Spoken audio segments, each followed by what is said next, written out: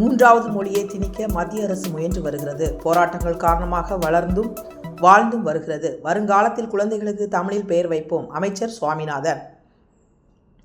கோவை இச்சானாரி பகுதியில் உள்ள தனியார் கல்லூரி அரங்கில் நடைபெற்ற உவகை பெருவிழா கொண்டாட்டம் நடைபெற்றது. இதில் கலந்து கொண்ட அமைச்சர் சாமிநாதன் பேசும்போது, முத்தமிழ் அறிஞர் கலைஞர் எதிர்க்கட்சி தலைவராக இருந்த போதும் கூட அன்றைக்கு மத்திய அரசாக நடைபெற்று கொண்டிருந்த மன்மோகன் சிங் பிரதமராக இருந்த காலகட்டத்தில் 2014ஆம் ஆண்டு தமிழ்மொழி செம்மொழியாக மாற்றப்பட வேண்டும் என கோரிக்கை வைத்தார். அன்று ஒன்றிய அரசால் அதற்கு அரசாணை வழங்கப்பட்டு இன்றைய நாட்களில் அதை செம்மொழியாக நாம் வணங்கி பாதுகாத்து கொண்டிருக்கிறோம். இந்த வகையிலே கோவையில் செம்மொழி மாநாடு நடைபெற்றது. அந்த வகையில் கோவையில் உலக தாய்மொழி நாளை முன்னிட்டு இந்த நாள் இங்கு கொண்டாடப்படுவது மகிழ்ச்சியாக உள்ளது. நான் கடந்த காலங்களில் கோவையில் கல்லூரி படிப்பை முடித்துவிட்டு வெளியே சென்ற பிறகு திமுகவில் இணைந்த சமயத்தில் கலைஞர் தமிழ் மொழிக்கு ஆபத்தாக வந்த மும்மொழி கொள்கைக்கு எதிர்ப்பு தெரிவித்து போராட்டம் நடத்தினார். அந்த சமயத்தில் சட்டமன்றத்தில் இருந்து கோவை ராமநாதன் போன்றவர்களை எல்லாம் நீக்கினார்கள். அந்த சமயத்தில் நானும் கோவை மத்திய சிறையில் 45 நாட்கள் அடைக்கப்பட்டேன். இந்த வகையில் எனக்கு இந்த துறையை முதல்வர் வழங்கி இருக்கிறார். அதற்கும் நான் மகிழ்ச்சி அடைகிறேன் என்று கூறினார். தொடர்ந்து பேசியவர், முத்தமிழ் அறிஞர் கலைஞர் பேரறிஞர் அண்ணா தமிழ் மொழியை எந்தெந்த வகையில் நாம் பாதுகாக்க வேண்டும் என நினைத்தார்களோ அதே வகையில்தான் முதல்வர் ஸ்டாலின் பல்வேறு வகைகளில் இந்த துறையை சிறப்பாக வழிநடத்தி கொண்டிருக்கிறார். மற்ற மொழிகளின் ஆதிக்கம் தற்போது அதிகமாகிவிட்டது.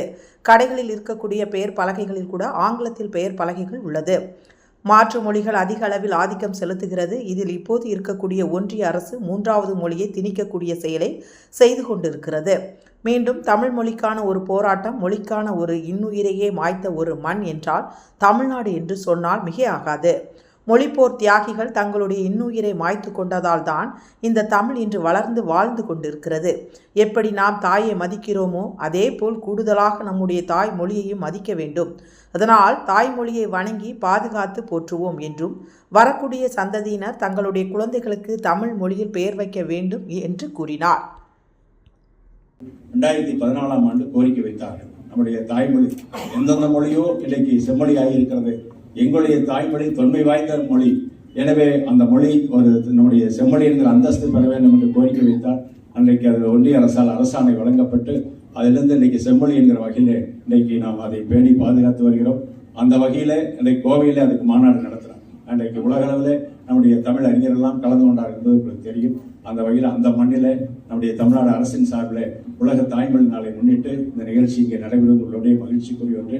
அதே நேரத்தில் நான் கடந்த காலத்தில் இந்த கோவையில் கல்லூரியில் இருக்கிற பொழுதுதான் அதை முடித்துவிட்டு வெளியே போனவுடன் கழகத்தில் இணைந்து விளையாடி கொண்ட நேரத்திலே தான் நம்முடைய முத்தமையா கலைஞர் அவர்கள் அன்றைக்கு இந்தி திணிப்பின் காரணமாக தமிழ் மொழிக்கு வந்த ஆபத்தை எதிர்த்து திராவிட முன்னேற்ற கழகத்தின் சார்பாக சட்ட நகல் இருக்கின்ற போராட்டம் நடைபெற்றது.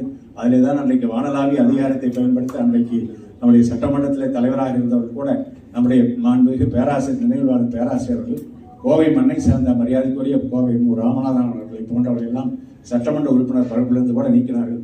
அந்த காலகட்டத்தில் அந்த சட்ட எரிப்பு நடைபெற்று அன்றைக்கு கோவை மத்திய சிறையில் நானும் 45 நாள் சிறையில் அடைக்கப்பட்டவர் என்ற முறையில் உங்கள் முன்னாள் மகிழ்ச்சியோடு நான் வந்து கொண்டிருக்கிறேன். அந்த வகையில் அந்த துறையை நம்முடைய மாண்புமிகு முதலமைச்சர் அவர்கள் வழங்கியிருக்கிறார்கள்.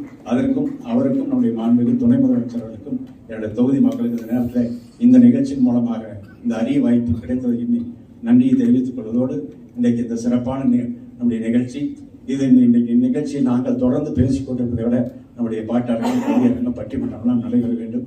அந்த வகையில் இந்த நிகழ்ச்சி சிறப்பாக அமைவதற்கு ஒத்துழைத்த அத்தனை பேருக்கும் துறையின் சார்பில் என்னுடைய நன்றியை நான் தெரிவித்துக் கொள்ள கடமைப்பட்டிருக்கின்றேன்.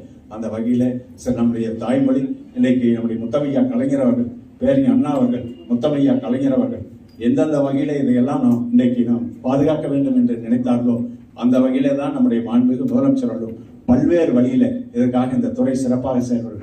துறை சிறப்பாக செயல்படும் என்று சொன்னால் அங்கே நம்முடைய மொழி இன்றைக்கு அழியாமல் பாதுகாக்க வேண்டும். முதல்ல ஏன்னு சொன்னால் இன்றைக்கு மாற்று மொழியினுடைய ஆதிக்கங்கள் இன்றைக்கு பெயர் பலகைகளை போட பார்க்கிறோம் வணிக வளாகங்களில்.